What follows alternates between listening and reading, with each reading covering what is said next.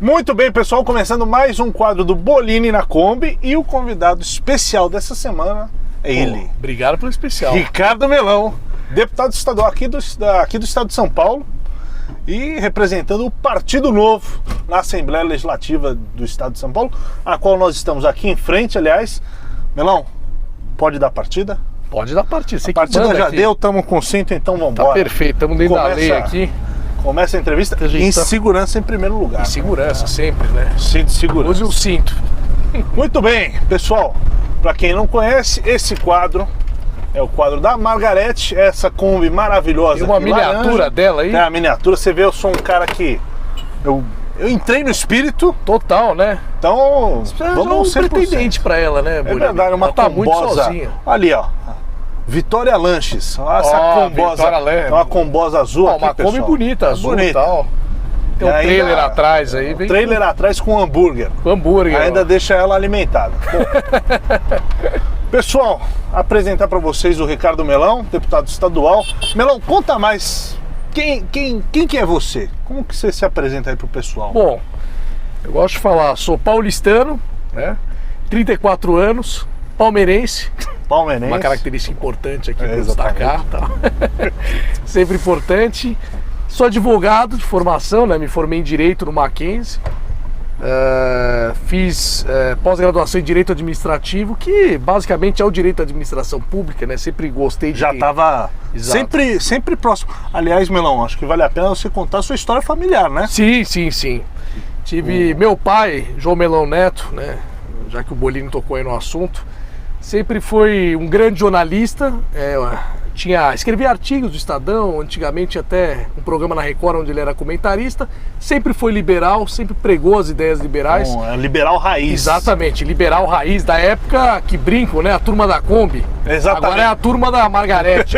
Os liberais daquela época cabiam numa Kombi. Cabiam numa Kombi, eles são poucos que eram, né? Exatamente, então eles falam dos antigos liberais como a turma da Kombi. Meu pai era da turma da Kombi. Lá, final da década de 80, década de 90, e era um dos poucos que na imprensa defendia o liberalismo e deixava bem claro. Então ele foi autor de livros, O Pensamento Liberal Brasileiro, uma visão liberal do Brasil, sempre escreveu sobre esse assunto, então acabou sendo uma referência quando pouquíssimos defendiam e falavam, e graças a isso foi político também, se elegeu aí, teve mandato de deputado federal, chegou a ser deputado estadual também aqui na Assembleia. Aqui na Lesp. Exato. Então, muito inspirado aí pelo exemplo dele, pela história dele, e saber as dificuldades de você defender ideias liberais dentro de um ambiente político, que tende a ser antiliberal. Porque quem entra no Estado dificilmente quer desapegar. Exatamente. Aliás, mesmo coisas básicas, né, Melão? Emendas parlamentares. Exato. Né? O pessoal, o político gosta de ir lá no reduto parlamentar, o reduto eleitoral dele, mostrar o trabalho parlamentar dele. Olha, tô levando aqui. Então é uma tendência antiliberal, né? Totalmente, mais Estado. O Estado. Né? Ele quer mais Estado para ele ter mais poder, para ele poder direcionar esse poder e se manter dentro da estrutura do Estado, que é para um deputado, estando aqui com um gabinete repleto de assessores, repleto de recursos aí para ele usar de verba de gabinete. Aliás, depois vamos falar mais sobre isso aí, sobre como você toca o seu gabinete. Com certeza. Mas, Melão, já que você tocou no assunto, queria perguntar para você, nós temos 94 deputados estaduais. Sim, aqui em aqui São Paulo são 94. E são 4 deputados federais, deputados estaduais do Novo, Sim. do Partido Novo. Quando vocês chegaram aí, era vocês e só. Vocês chegaram desbravando uma selva. Como que foi chegar lá, uma postura independente, né? Porque não é nem governo, mas também não é oposição. Como que foi esse primeiro momento aí? Olha, Bolini, um grande desafio. Por quê? A lógica de um parlamento, ela é muito simples. Ou você é governo, como você mesmo falou, ou você é oposição. É como o político convencional enxerga o jogo do parlamento. Perfeito. Ele olha para você e fala, mas você é base? Ah, então você é oposição. Então, quando não é nenhum exatamente. nem outro. Quando não é nenhum nem outro, ele quer negociar. Entendi, ele é independente, vamos conversar com ele, entendeu? Ele vai depender, de acordo com a votação, ele quer negociar diferente, separadamente. Só que não, né? Até eu gosto de usar o termo, eu tenho substituído o termo bancário independente por bancada da convicção. Porque na verdade nós somos dependentes das nossas ideias, das nossas convicções. Não é que nós somos completamente independentes para seguir o que bem entender as conveniências. É verdade. Aliás, o Partido Novo chegou na Lesp, a gente já sabia que ia votar favorável a privatizações. Sim. Votar favorável a uma reforma da Previdência. Como a que teve essa semana. Responsabilidade fiscal. Então a gente já sabe como que o partido vai votar. E realmente não é independente, porque a gente não tem negociação. Exato. Né? A nossa pauta é muito clara. Então, claro, vamos negociar sempre para o melhor desenho possível. Exato. Né, da política pública. Mas os nossos valores são claros. Exato. E sempre deixar isso bem claro, né? Porque como eles não entendem essa lógica, é o que se for, dar margem para eles primeiro acharem, né? Bom, ele é independente, ele quer negociar. Ele vê que você não quer negociar nada. Que você não abre conversa nesse estilo, que você segue firme ali o que você acredita, que em nenhum momento você deu abertura. Aí eles começam a achar, não, então o Partido Novo veio com uma pauta de antipolítico, ou seja, qualquer coisa da política acabar com... eles vão condenar, porque eles ganham like no Facebook, ganham like nas redes sociais, caindo de pau na gente, não importa se é bom ou se é ruim, eles vieram aqui pra mitar em cima da gente. Mas também não é bem isso. Você fala, não é isso. A gente tem uma pauta, a gente acredita nisso, e não adianta, não temos como fugir disso. Nós temos filiados atentos, nós temos filiados que acompanham, nós temos uma linha de atuação muito clara e a gente sabe que vai ser cobrado por isso. Mas não tem problema, porque é o que a gente defende. Né? Até peço, se estiver me desviando, quero ser cobrado. Posso estar louco, preciso acordar, entendeu? Se eu estiver seguindo uma linha diferente, fala, poxa, eu estou contrariando até a mim o que eu acredito. Né? Então... o bom do Partido Novo é que, pelo fato da gente não usar dinheiro público para fazer campanha, etc., os filiados contribuem com doação. Então o cara também se sente no direito de cobrar o deputado. Exatamente. Eu acho que talvez os deputados do Novo sejam os mais cobrados. Com certeza. Dos filiados partidários, porque é justamente isso. É o único partido que o filiado não vai te defender se você fizer uma besteira. É verdade. Você tem aquele partido, a pessoa, aqui no Brasil é comum, né? Você se reúne em torno de pessoas. Esquece. Aí vai defendendo as ideias que a pessoa defende. A pessoa deixa de defender aquelas ideias ou age de forma contraditória. E o pessoal acompanha a pessoa, né? O pessoal dá aquele bug, não, vou acompanhar a pessoa. Ele é o máximo. O Lula, pessoal. Exatamente. Veja o lulismo. O PT, em 2001, quando fez campanha presidencial do Lula, a ética, a boa política era a principal bandeira bandeiras do PT, né? E aí olha lá o que virou, e o petismo fingiam que acreditavam nisso, né? Simplesmente ignorou todos os casos de corrupção e tal. Então é exatamente isso que o Melão está falando. Agora, Melão, outra coisa que eu acho muito legal você sempre teve uma linha de defesa de princípios muito coerente. Sim. Então, em 2016, inclusive, a gente foi candidato a vereador, defendendo a primeira turma. É o novo raiz que eu gosto. Era o novo raiz. Eu já identifico, falo, a turma de 2016, aí os primeiros. Os caras originais ali. Aqueles que enfrentavam ainda quando você ia apresentar o teu partido, Partido Novo, mas qual é o nome do partido? Exatamente. Não, é novo mesmo, tá? Que era acusado de laranja porque é vermelho desbotado. Tinha de tudo, o pessoal não conhecia. Mas a gente foi candidato, você sempre defendeu muito o empreendedorismo, sim, a pauta econômica, e depois você foi para a secretaria. Isso, né? De desburocratização. De gestão. De gestão, com o Paulo Ebel. Paulo Ebel, que está hoje com o Paulo Guedes. Exatamente. É o secretário de desburocratização, gestão de pessoas e governo digital. Lá em Brasília, no governo federal. Tem feito um grande trabalho, foi aí o pai da lei de liberdade econômica, Exatamente. Está agora bancando a reforma administrativa. Também, exatamente, da reforma administrativa. Foi um grande chefe, um grande exemplo para mim. E outro caso muito interessante do governo federal, às vezes o pessoal esquece, é uma pauta silenciosa de digitalização do serviço. Exatamente. E economiza 400 milhões de reais por ano, né, desburocratizou, e o cidadão passa a ter mais cidadania acessando os serviços públicos. Exatamente, porque essa cultura do papel no serviço público ela é uma coisa de louco. Muito enraizada. Para você ter ideia, os projetos de lei aqui na Assembleia ainda tramitam por papel. Nossa. Na Assembleia Legislativa de São Paulo. Sendo que digital não corre risco de perder, de sumirem. Não some, não estraga, é muito mais fácil. Exatamente. O trâmite é rápido, não tem aquela coisa, tô esperando o projeto, o carrinho chegar, tem um tempo, tal, não, tá ali, você já... Exatamente. Aliás, Melão, falando sobre isso, queria que você contasse como foi a tua atuação na Secretaria de gestão aqui na prefeitura em 2016, que eu lembro que você trabalhou pela revogação de pacotes de lei, né? Era de portarias. De portarias. Uma das pautas que eu tinha na campanha para vereador, você lembra, era o revogaço. Isso. Eu entendia que a gente tem leis demais, leis muito burocráticas, principalmente no âmbito municipal. Lei que interfere no comércio, lei que interfere nas posturas, né, em geral, na vida das pessoas, etc. E aí quando até uma pessoa que eu conheci em comum me indicou para o Paulo Ebel, ele tinha a ideia de fazer um revogaço com os normativos internos da Prefeitura de São Paulo. Como secretário de gestão, né?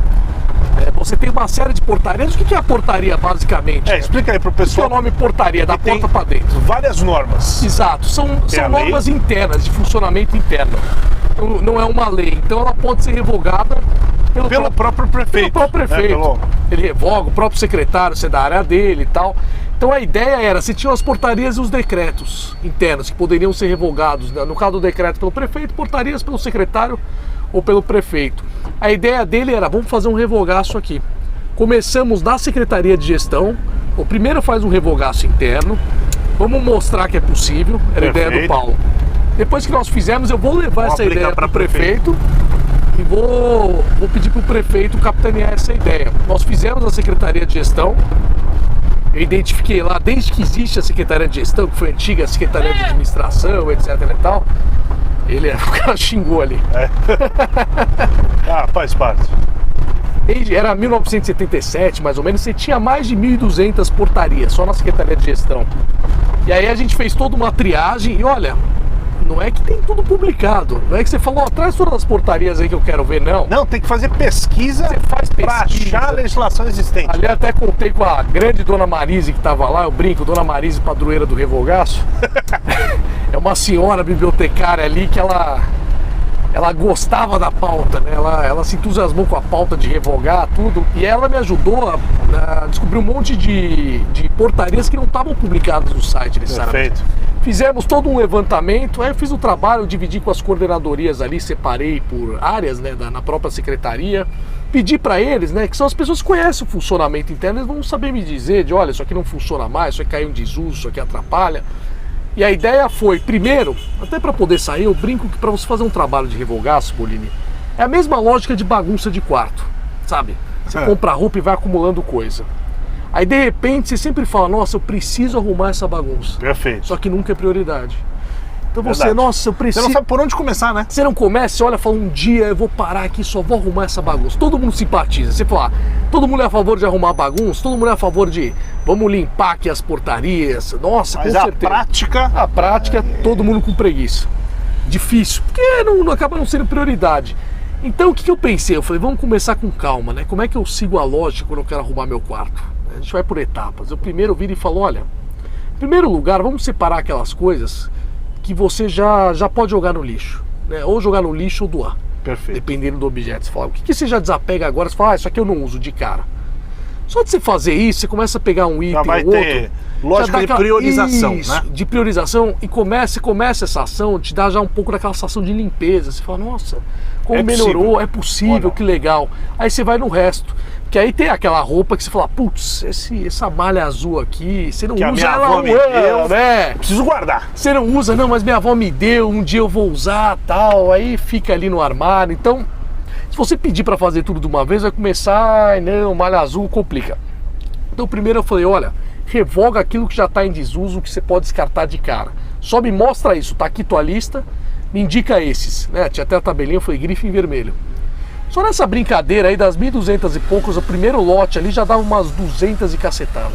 E isso, pessoal, é norma que às vezes cria insegurança, né? Claro, na legislação cria insegurança para o cidadão. Sim. Então, mas para quem está operando na secretaria, a portaria, às vezes, o cara não sabe qual caminho tomar, né? E ele tem que seguir, né? Uma regra que ele é obrigado a seguir. E às vezes numa área, Bolini, acontecia muito, principalmente quando a gente estava na secretaria e envolvia a gestão de pessoas também, você tinha uma série de regras ali, de de RH que eram difíceis, né, de você, estavam todas esparsas. Então, para você entender como funciona uma coisa, que direito que ele tem, tinha que juntar muitas portarias. Perfeito. Era um trabalho muito dificultoso que demorava. Não faz sentido, né? Coloca num documento só. Abre. Uma coisa é eu trabalhar e falar, olha, Bolini, você tem essa função, certo? Tá aqui. Poxa, que regras eu tenho que seguir? Eu te dou lá 10 portarias esparsas. Que acontece muito isso, né? Porque hoje, por que tem muita portaria? Eu fui aprendendo depois. Porque as coisas vão acontecendo e exige um certo dinamismo. Então eu viro o secretário e falo, não quero mudar essa regra, publica a portaria amanhã. Até o cara procurar as portarias que falam do mesmo assunto, nova. Exato, para olhar, juntar, consolidar, revogar outra, não dá tempo. Então ele já pega e fala, já publica e acabou, porque o cara quer funcionando. Essa é a mesma lógica dos marcos legais, né?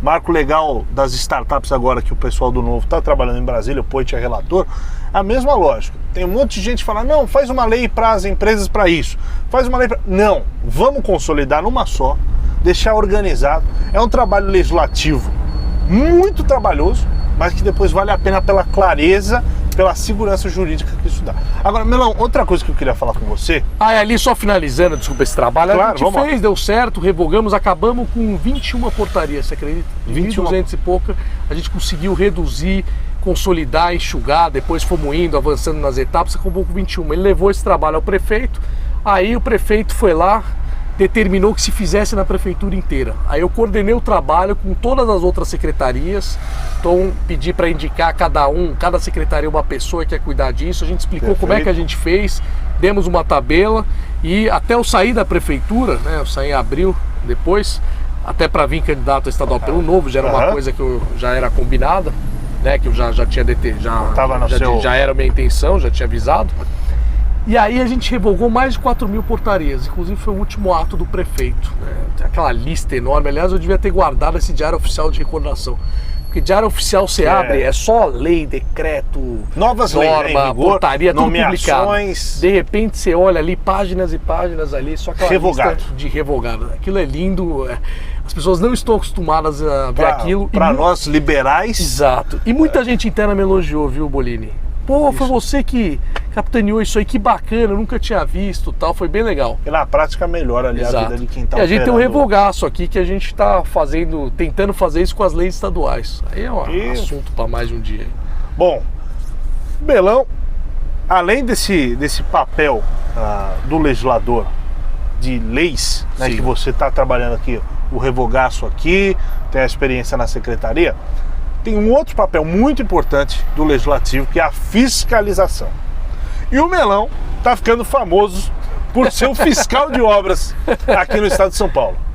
Né? Então, eu vejo aqui, só abrir as suas redes sociais, você vai ver hospital que o governo deveria ter construído e ter concluído a obra já há algum tempo, não está numa fase de andamento que o projeto deveria estar. Conta pra gente, Melão, como que é esse trabalho, o que você já viu aí de mais estranho, né? Enfim.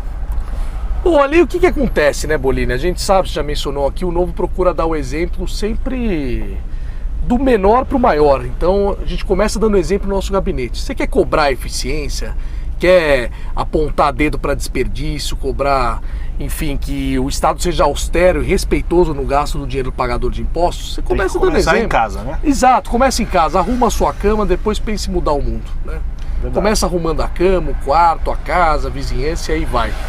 Então, no primeiro ano, né, nós cumprimos com tudo aquilo, eu fui até um pouco mais exigente na linha da austeridade, eu tento me manter gastando zero de verba de gabinete, de reembolso. A gente faz isso, eu arco com o meu próprio salário, tudo, eu tenho custos menores, né? Eu sou aqui da capital, tal, eu entendo que não precisa interior, exatamente. Não vou dizer aqui que o zero é... Enfim, mas pro meu caso era possível, né? Eu falei, não, vou abarcar esse custo justamente para ter essa austeridade junto a aquilo que a gente defende, né? Ter legitimidade para falar, né? Ter legitimidade para falar. Depois disso eu falei, bom, vamos atrás dos grandes desperdícios. Agora eu tenho moral para fiscalizar. E olha, a área onde você tem os maiores prejuízos são as obras que eram para ter sido concluídas e não foram. Pra você ter uma ideia, a gente fez um levantamento, você tem mais de 1.400 obras paradas no estado de São Paulo, né?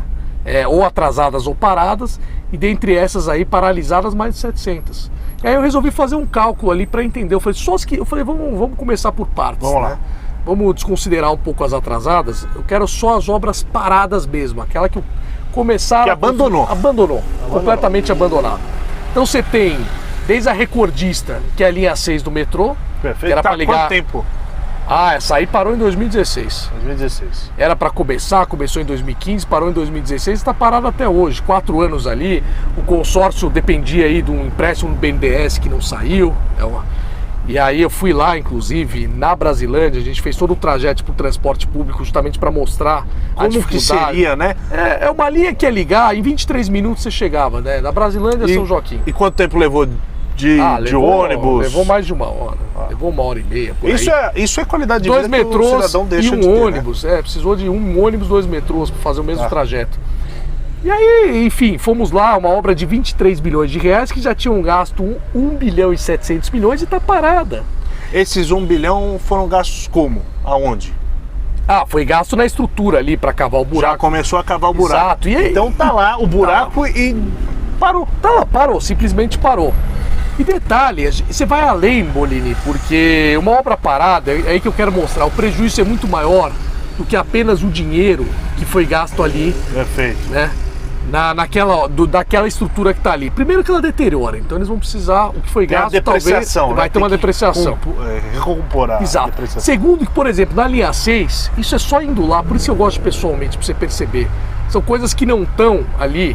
Você tem no site do orçamento. E no site do Tribunal de Contas você vê ali as obras paradas, o valor e tal. Agora tem coisas que você não estão calculadas lá, vou te dar um exemplo.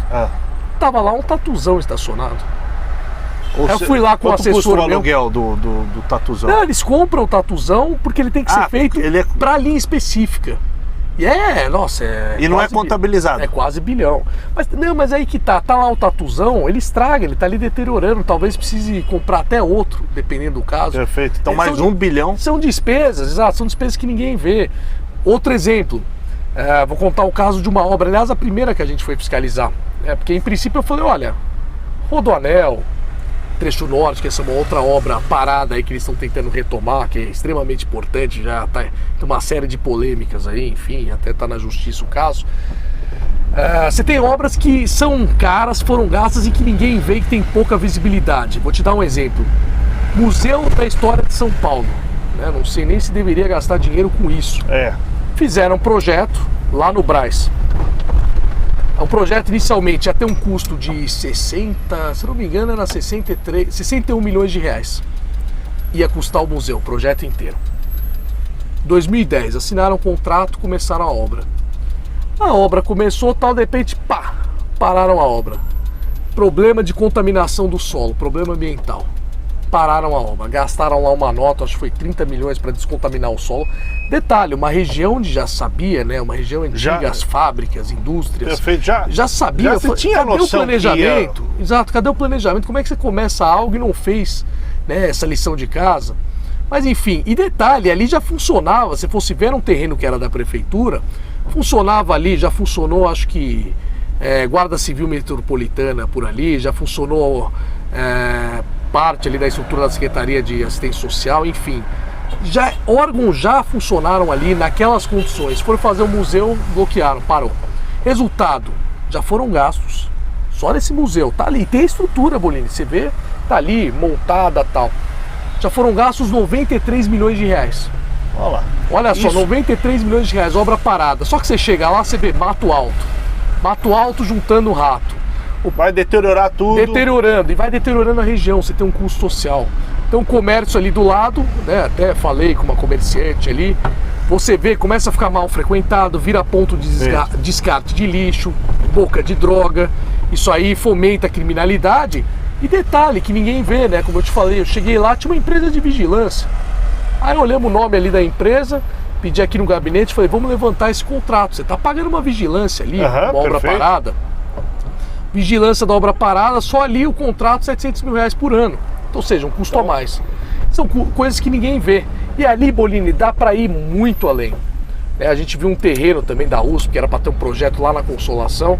E aí você começa a ver, por exemplo, se essa área, no caso desse terreno agora que eu estou falando lá na Consolação, eu falei, poxa, um terreno aqui não é apenas o terreno aqui largado, tem custos que ninguém vê, né? Como eu te falei, muitas vezes tem vigilância, enfim. E o que você está deixando de ganhar... Exatamente. Por alugar o terreno, por exemplo, por alugar, vender. Tem esse custo. Né?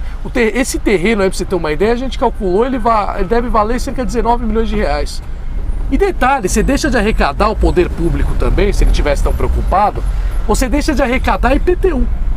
Verdade. Por exemplo, ali a gente calculou que é cerca de 200 mil reais por ano e IPTU que você deixou de arrecadar. Ou seja, é um prejuízo geral, são vários custos que vão somando. Então uma obra parada, ela é muito cara. As pessoas entendem que não, tal, é algo abandonado, um dia a gente vai lá e retoma. Não, tá dando prejuízo. Assim. Tá dando prejuízo e deixando de atender a população. Agora, Melão, outra coisa, né? Você fiscalizando essas obras, você põe uma pressão sobre o governo. Sim. Mas tem que ter algo institucionalizado para conter a gastança. Exato. E esse é um projeto muito legal do Melão, inspirado no governo federal. Exatamente. Né? Que é um teto de gastos. Aliás, ele vai até além, viu, Bolini? Conta pra gente, porque, pessoal, só lembrando um pouquinho, durante o governo Temer vem uma PEC para conter os gastos do governo federal, da União. Então ele dava uma congelada, ou seja, o governo só pode gastar o ano que vem, né, o próximo orçamento, a correção da inflação. Por quê? O gasto do governo estava crescendo, e a economia não estava crescendo tanto assim. Ou seja, proporcionalmente, o governo estava crescendo mais que o país. Exato. E o governo vai ficando grande demais para a economia suportar, né? Então o Melão está fazendo essa iniciativa aqui no estado. Conta pra gente com o que... Isso, na verdade, Bolini, vai até além, viu? Misturei várias regras boas nesse sentido de se garantir, né, responsabilidade fiscal no estado de São Paulo. O que eu fiz aqui no caso? Né? Eu criei uma lei de responsabilidade fiscal, um projeto. Eu não posso apresentar esse projeto como deputado porque teria vício de iniciativa. Eu teria que partir do executivo. Eu falei, não, mas não vamos deixar a pauta morrer. Fizemos o projeto e fizemos oficialmente a indicação desse projeto, né? Uma lei de responsabilidade fiscal com 40 artigos. Tem lá a previsão de teto de gastos aqui para o estado de São Paulo, como tem uma série de outros instrumentos orçamentários justamente para garantir essa austeridade. Então ela vai não só na questão do teto, como também outras regras, né, de contingenciamento de recursos. Por exemplo, você só poder gastar quando você tem um dinheiro em caixa. Perfeito, para não comprometer. Exato. O fluxo de caixa futuro. Hoje o que acontece? O orçamento, né, as pessoas têm a impressão que o orçamento é como se fosse um dinheiro que vem no caixa aí. Não, o orçamento é uma previsão. É verdade. Tanto é que, pessoal, lembra as verbas contingenciadas da educação? O que é? No início do ano você fala, vamos arrecadar tanto e vamos gastar tanto baseado nessa previsão. Mas, assim como todo mundo não paga imposto de uma vez, o governo não arrecada tudo de uma vez. Exatamente. Então, imagina que um mês não tem grana. E aí? Você tem que fazer essa gestão de fluxo de caixa. E é ruim, né? A ideia aqui é o seguinte, é você ir acompanhando justamente essa gestão, quanto está arrecadando, quanto está entrando, quanto você está gastando. Né? Hoje as pessoas, o orçamento é uma previsão, não é garantia que você vai arrecadar aquilo. E aí o que acontece? O cara vai empenhando ali gasto baseado no orçamento, que chega no final do ano, o cara descobriu, não arrecadou aquilo, ele gastou mais. Aí fica ali, né? Dívida, restos a pagar, aquela coisa toda. A ideia não, a gente criar esse instrumento justamente dentro da lei tem essa previsão. Tem previsão ali, né? Para as obras, quando você decidir fazer uma obra, uma série de regras para impedir que as pessoas saiam fazendo obra aí sem planejamento. Porque afinal a obra dá voto, né, em ano eleitoral. Dá voto, está contemplado isso. E detalhes interessantes, né? De, por exemplo, quem for controlar a parte orçamentária nos setores, né, os responsáveis por isso, infelizmente hoje não são especializados no assunto. Aliás, a gente exige que seja um servidor especializado nesse assunto, justamente por ele ter o conhecimento, ele consegue fazer melhor esse controle. Hoje não, eles colocam ali qualquer servidor, muitas vezes sem experiência na área, o que gera também mais prejuízo. Exatamente. Então, entre outros instrumentos. O descontrole orçamentário interessa para alguém, né? Exatamente. Interessa para alguém que não tenha um servidor da casa especializado. Afinal, tem muito servidor muito bom na casa, né? Aqui na Lesp, acho que na Câmara dos Vereadores, na Câmara dos Deputados, servidores de altíssima qualidade, gabaritados, mas às vezes interessa para o poder político não ter um cara que entenda tanto de orçamento lá junto. Exato. Porque o descontrole interessa. Sai gastando, exatamente. Exatamente. Ali não, a gente exige que seja especializado. E tem uma série de outras coisas, viu? Ser um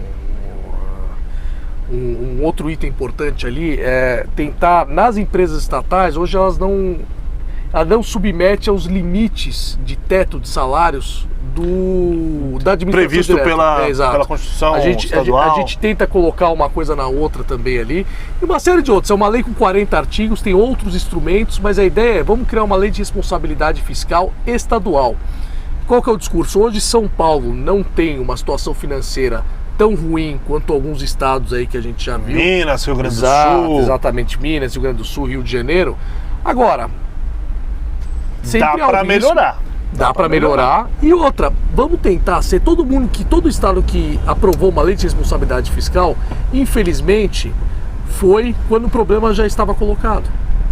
Então o Rio Grande do Sul aprovou uma, mas já tinha estourado a coisa ali. A ideia é, vamos São Paulo como é a locomotiva do Brasil. Prevenir. Vamos dar um exemplo. Estourar a bomba, e ser o primeiro estado a aprovar um instrumento desse tipo antes de estourar a bomba. Porque é aquela coisa, né?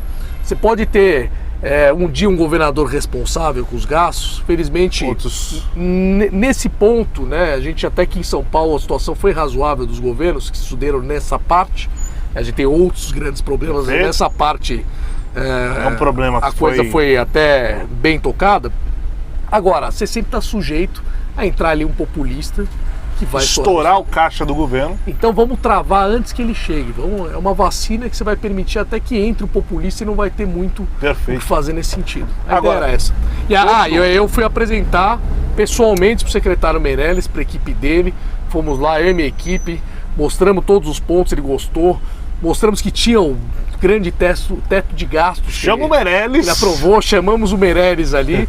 E aí estamos discutindo com a secretaria. Eu falei, olha, fica da tua conveniência aí fazer uma análise interna e... Vê se às vezes tem mais coisa para colocar. E estamos trabalhando ali com a equipe dele para que ele lance essa lei, né? Apresente esse projeto de lei. Agora, Melo, outra coisa muito importante, que conversa muito com responsabilidade fiscal, é a privatização de estatais, de empresas estatais, às vezes imóveis que podem ser vendidos, ou então pensar em serviços públicos, que às vezes o governo, o Estado é responsável por executar, mas a gente poderia conceder para a iniciativa privada. Então, queria que você falasse um pouquinho mais como que é aqui na Lesp essa postura de privatizações, concessões, né? A gente discutiu a concessão do ginásio do Ibirapuera. Sim. Teve também a extinção. Teve do Jardim Zoológico, Jardim Botânico. Perfeito. Teve a extinção do pacote de algumas rodoviário. Exato. Né, da Dersa. Foi Dersa, Codasp, CPUS e Implaza. Conta pra gente como que é essa questão aqui na Lesp. Legal. O ano começou, o Dória tem uma pauta de desestatização que ele usa desde a época da prefeitura, né? Vamos privatizar, etc. Então, eu sou um governador liberal, eu quero privatizar, enfim. E ele começou o mandato enviando esses projetos, né? O primeiro foi a concessão, se eu não me engano, foi a do Ibirapuera, enfim. O que ele mandou ali de início? Concessão do ginásio do Ibirapuera, que tá até aqui do lado, a gente passou na frente, não é o parque, todo mundo confunde, é aquele ginásio, exatamente. O ginásio da década de 50, que cabe lá, acho que 11, 12 mil pessoas. Ele já está envelhecido, a estrutura dele já não comporta receber diversos tipos de evento, por exemplo, ele recebeu... Podia fazer shows, né? Exato, ele recebeu o Circo de Solé recentemente, eles tiveram que criar, o Circo de Solé tem toda uma infraestrutura ali que exige pendurar coisa no teto, e não conseguia nem pendurar ali, né? Porque a estrutura é envelhecida, pode cair telhado, é desconfortável para o público, né? Teve aberto de tênis aqui, o pessoal reclamou da estrutura, do conforto, do ar-condicionado, enfim. Ou seja, é um ginásio que está envelhecido e custa hoje todo o complexo. Quando a gente fala do ginásio, é o complexo do ginásio. É o ginásio, é uma estrutura aquática ali que eles têm para salto, nado, etc e tal. E um palácio do judô também ali. Enfim, toda essa estrutura dá um prejuízo anual para o governo do estado, ou seja, os pagadores de impostos, de 15 milhões de reais. Então, ou seja, 15 milhões de reais que poderiam estar sendo investidos. Isso alugando espaço. Em saneamento básico. Exatamente. Pensa aí no que está faltando na tua rua, na tua vizinhança, na tua cidade. é isso que nós estamos deixando de gastar. E qual que é o projeto aí? Falou, não, vamos fazer uma concessão para a iniciativa privada, construir nesse espaço, dar liberdade para ela, constrói uma arena multiuso dos padrões internacionais, como tem em todas as cidades. As grandes cidades do mundo têm, porque falta em São Paulo, né, existe um mercado grande, uma estrutura para receber grandes eventos globais, e de porte médio, porque hoje você tem ou o Allianz Parque, que é para receber para 40, 50 mil pessoas, ou você tem aqui Mali, casas de shows menores, 5 mil pessoas. Perfeito. Lá, tem lá, acho que não sei se é Citibank tem Hall, o Credit Card Hall, que agora é Citibank, sei lá. Exatamente. Agora, você não tem uma para 20 mil, você poderia receber jogo de NBA aqui. Poderia receber uma série de shows aí menores. São Paulo está perdendo espaço e mercado nesse sentido. Nós eventos que vão trazer competitividade internacional do estado. Traz renda, imagina o que ajuda no turismo, no comércio local, para as pessoas que prestam serviço aqui no entorno. Agora, o estado vai ter dinheiro para investir nisso e nem deve investir nisso, né? Exatamente. Não deve. Tem outras prioridades, saúde, segurança, educação, onde que o estado realmente deve atuar. Exato. Não tem que administrar ginásio, não tem que administrar empresa de rodovia, né? Exato. E essas empresas, essa foi a concessão do ginásio, foi aprovada ali na Assembleia, sem maiores dores de cabeça. Você tem uma base do governo boa, confortável, né, hoje nos votos. E foi bom nesse sentido. Teve a do Jardim Zoológico, né? Você acredita que o estado tinha um zoológico? Zoológico antigo, enfim. Exatamente. E acaba, às vezes os próprios animais acabam sendo não tão bem cuidados. Exato. Né? Enfim, para o pessoal mais preocupado com a pauta ambiental e animal, aí é uma oportunidade para trazer o setor privado que tem. Você coloca metas no contrato, pessoal. Vamos fazer concessão.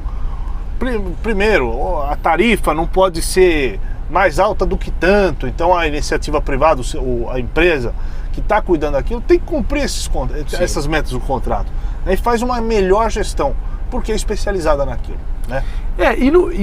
Perfeito, exatamente. Aliás, você tem aí empresas, né? O padrão internacional de zoológico já é outro.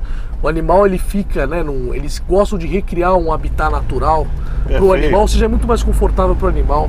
Agora, não tem, o zoológico hoje ele dá prejuízo e ele não tem condições, né, de fazer investimentos para melhorar essas condições e para trazer novidades, porque zoológico depende também de novidades, porque vai lá um público específico. Agora vai passando o tempo, tem coisa nova, né? Traz atrações para esse público voltar, porque vai ter coisa nova. Não, o zoológico está aqui, não inova, então perde essas oportunidades.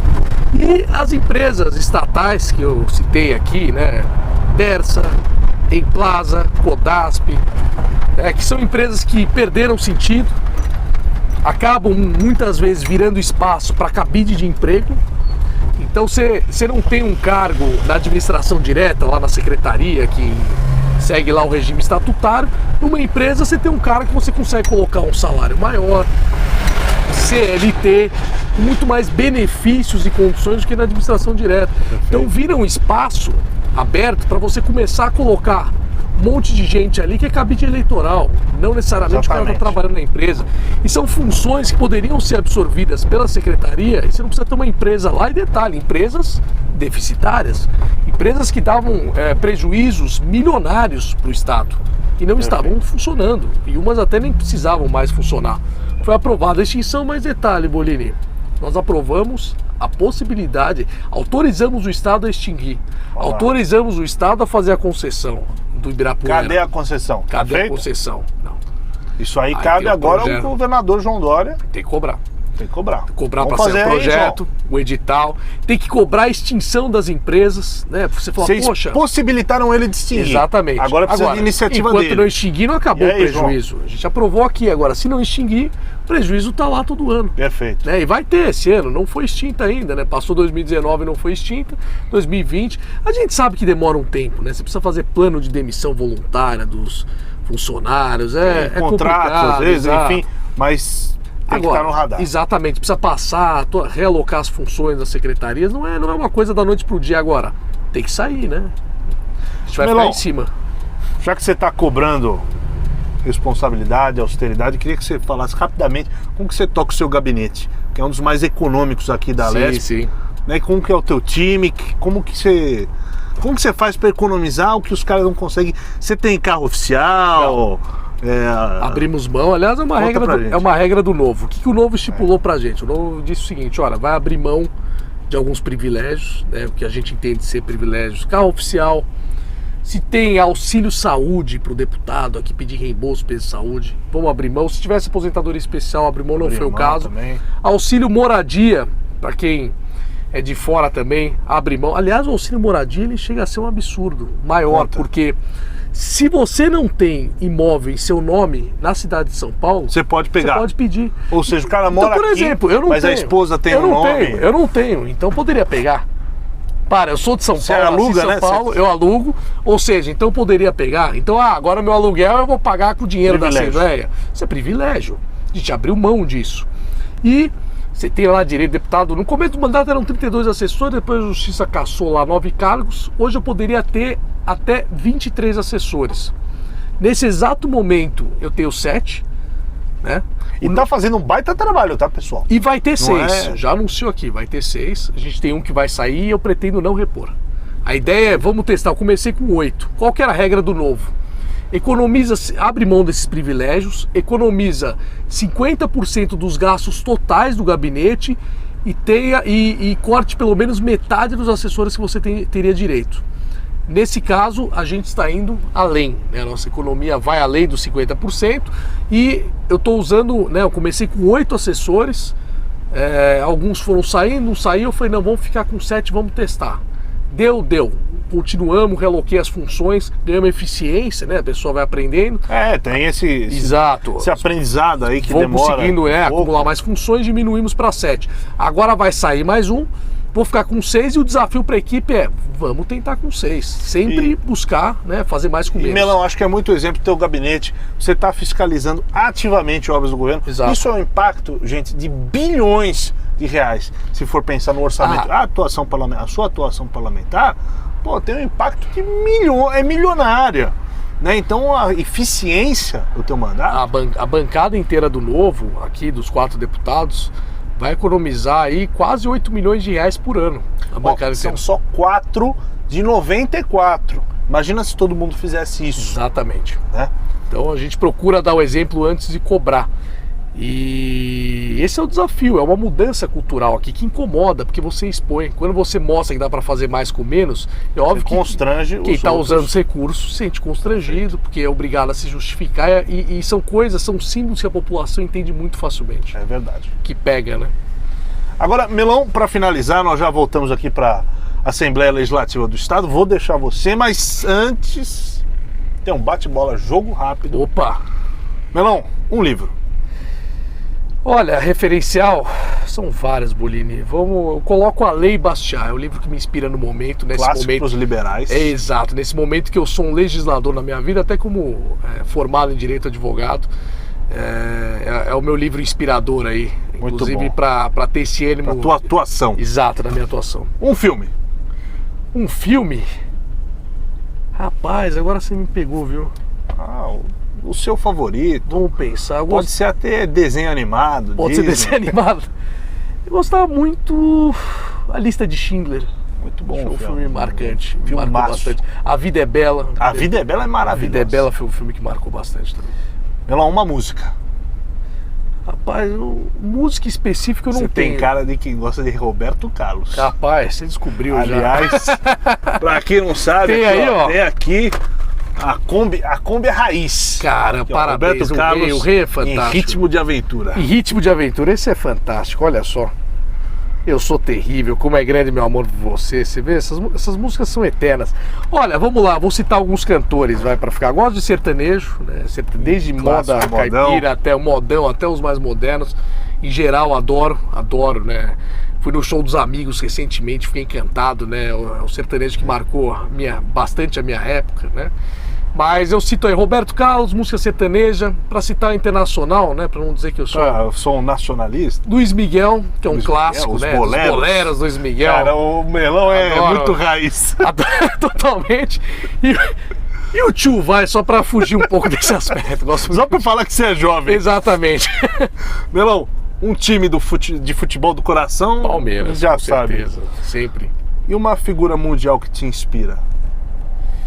Que tá viva ainda? Não necessariamente, não necessariamente. Olha, Ronald Reagan, Winston Churchill. São as minhas referências. Também. E brasileira? Brasileira? Rapaz, sabe o que eu pensei esses dias e quebrei a cabeça que eles perguntaram aqui, vi uma reportagem, aquelas coisas da TV Alesp lá, falou, não, uma figura referencial brasileira. Eu fiquei pensando, porque você cita um, sempre alguém vem. Sempre ficou alguém. Mas olha só, e sempre querem pegar a gente em contradição, né, por causa das figuras. E aí dá vontade de citar um herói, você fala, Ayrton Senna, né? Mas aí fica muito clichê. Eu diria, vou citar uma figura política, talvez, que eu mais me identifico na história, tá? Não vou te dizer 100% alinhamento, mas que eu mais identifico, Carlos Lacerda. Poucas pessoas falam Carlos Lacerda. Não vou dizer que é 100%, né? Mas é uma figura, eu acho, mais próxima do que a gente acredita. Quando você está em casa, você gosta de? Ler. Um sonho. Leio, vou contar um segredo aqui, né? Você sabe que eu sou frequentador de karaokê, né? Eu sei, eu também sou. E agora eu comprei no Polishop, tem um microfone que é um videokê portátil. Então, às vezes quando eu tô em casa, eu canto também. Então, se você é vizinho do Melão, tá assistindo esse vídeo, já sabe o que é aquele barulho lá. Já sabe o que é aquele barulho. Eu canto mal pra caramba, não tô nem aí. Eu canto porque eu gosto, entendeu? Não acho que eu canto bem. Sonho seu. Olha, um sonho. Eu acho que poder, de alguma forma, através de mim, eu não digo que nem preciso ser eu, mas saber que você participa de alguma forma, de alguma medida impactante para a história do país, de mudança positiva e benéfica para a história do país. Para finalizar, quem é Ricardo Melão, definido por Ricardo Melão? Olha, excelente pergunta, eu sou um ser tão complexo para mim mesmo. Olha, eu diria que eu sou um cidadão comum, em busca de estar sempre crescendo, melhorando e buscando fazer o bem para as pessoas, né? E tentar ser cada vez mais, né? Quanto mais eu cresço, mais humilde eu tento ser, né? Mais eu exerço minha humildade, mais eu tento exercer o desapego, enfim, acho que é isso, um cidadão nessa busca. Muito bom, pessoal, encerra-se por aqui mais uma entrevista do Bolini na Kombi. Essa foi nova. Não tem vinheta. Não tem vinheta, a gente faz a buzininha. Melão, deixa aí as tuas redes sociais pro pessoal que quer seguir, acompanhar o teu trabalho. Bom, vamos lá. No Instagram, Ricardo Melão, 2 L's, igual a fruta, sem o tio, tudo junto, Ricardo Melão, você pode me seguir lá. No Facebook, Ricardo Melão SP, e no Twitter também, Ricardo Melão SP. Muito bom. E tem o LinkedIn também agora.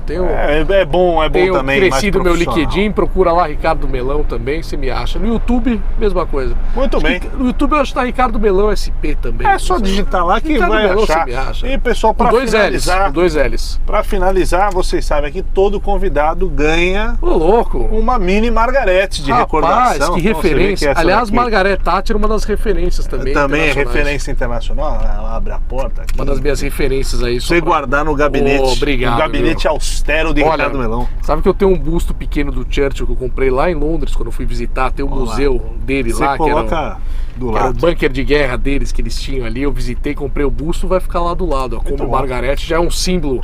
E faz até alusão ao liberalismo brasileiro, né? Que começou cabendo numa Kombi. Exatamente. Aí, remete até às raízes familiares. Então, obrigado, viu? Vamos voltar às raízes. Exatamente. Liberais. E aqui com o Bolini, que é uma grande referência do novo Raiz. Aliás, gente, posso fazer uma referência aqui a você? Por favor. Cara, Bolini é um cara fantástico, tem um futuro brilhante. Conheci ele em 2016. Cara, não apenas uma pessoa de bem, Bolini. Você é um cara de bom coração, um cara divertido, um cara simpático, todo mundo gosta disso. Isso é fato, né? Como ser humano, um cara espetacular e um crânio. Esse cara é genial. Esse cara conseguiu fazer administração na GV ao mesmo tempo que fazia direito. Tô fazendo direito ainda, mas... Tá ali, ele tá tocando. Vamos tentar formar mas fazendo os dois ao mesmo tempo. O cara entrou na melhor de administração. No meu tempo, eu consegui entrar na melhor de direito, já comemorar, na melhor de administração. O cara entrou nas duas, tocou as duas e ainda fez uma campanha, né, com quase nenhum recurso e ainda fez uma boa votação expressiva. Cara, nossa, você é um mestre, bicho. Só tem a crescer aí. Quantos anos você tá? 24. 24. 10 anos a menos que eu, cara. Eu imagino eu com 24 anos tava em rodeio ali, cantando modão e no pinga na bota. Não, corta isso aí depois. Pessoal, valeu. Muito obrigado por quem assistiu aqui mais um Bolini na Kombi. Valeu, gente. Brigadão.